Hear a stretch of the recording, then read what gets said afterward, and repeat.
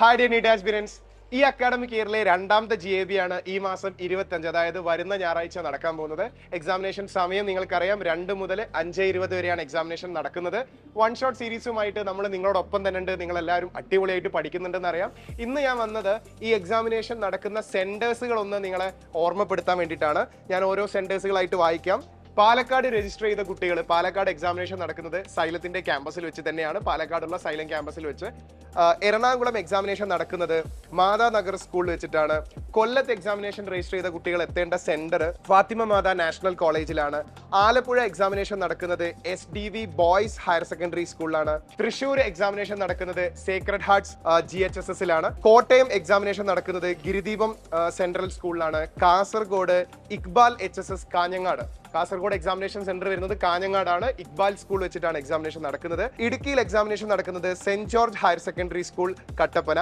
Malappuram examination വരുന്നത് presentation higher secondary school Perinthalmanna. Malappuram examination centre വരുന്നത് പെരിന്തൽമണ്ണയാണ്, പ്രസന്റേഷൻ സ്കൂളിൽ. ദെൻ കോഴിക്കോട് വരുന്ന സമയത്ത് കോഴിക്കോട് എക്സാമിനേഷൻ നടക്കുന്നത് as usual Nadakkavu girls vocational higher secondary school വെച്ചിട്ടാണ്.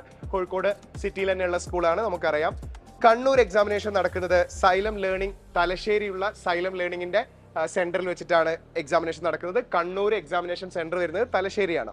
പത്തനംതിട്ട എക്സാമിനേഷൻ നടക്കുന്നത് കാത്തോലിക്കേറ്റ് ഹയർ സെക്കൻഡറി സ്കൂളിൽ വെച്ചിട്ടാണ്. വയനാട് എക്സാമിനേഷൻ നടക്കുന്നത് സെന്റ് ജോസഫ് കോൺവെന്റ് സ്കൂൾ വെച്ചിട്ടാണ്.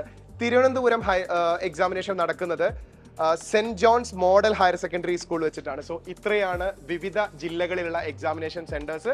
സോ അതത് ജില്ലകളിൽ എക്സാമിനേഷൻ എഴുതുന്ന വിദ്യാർത്ഥികൾ ഈ സെന്ററുമായി ബന്ധപ്പെട്ട ഇൻഫർമേഷൻസ് ഒക്കെ ഒന്ന് കളക്ട് ചെയ്ത് വെക്കുന്നത് വളരെ നല്ലതാണ്. ആദ്യമായിട്ടാണ് ഈ സെന്ററിൽ പോകുന്നതെങ്കിൽ ആ സ്ഥലവും അവിടേക്ക് എത്തേണ്ട വഴികളും മറ്റു കാര്യങ്ങളൊക്കെ, യാത്ര എത്ര സമയമുണ്ടെന്നൊക്കെ നോക്കി വെക്കുന്നത് വളരെ നല്ലതാണ്. വളരെ നേരത്തെ തന്നെ എക്സാമിനേഷൻ ഹാളിലേക്ക് എത്തിച്ചേരുക, ആ എക്സാമിനേഷന്റെ പ്രൊസീജിയറിലൂടെ ഒക്കെ കടന്നു പോവുക. അത് നിങ്ങളെ നീറ്റ് എക്സാമിനേഷൻ വളരെ കൂളായിട്ട് എഴുതാനുള്ള ഒരു പ്രാക്ടീസ് ആയിട്ട് നിങ്ങൾക്കത് ഫീൽ ചെയ്യും. അപ്പോൾ എക്സാമിനേഷൻ ഇനി ആരെങ്കിലും രജിസ്റ്റർ ചെയ്യാൻ ബാക്കിയുണ്ടെങ്കിൽ ഈ കാണുന്ന കോഡ് യൂസ് ചെയ്തുകൊണ്ട് നിങ്ങൾക്ക് എക്സാമിനേഷന് രജിസ്റ്റർ ചെയ്യാവുന്നതാണ്. സോ അടിപൊളിയായിട്ട് പഠിക്കണം. നമ്മുടെ രണ്ടാമത്തെ GAB ആണ്.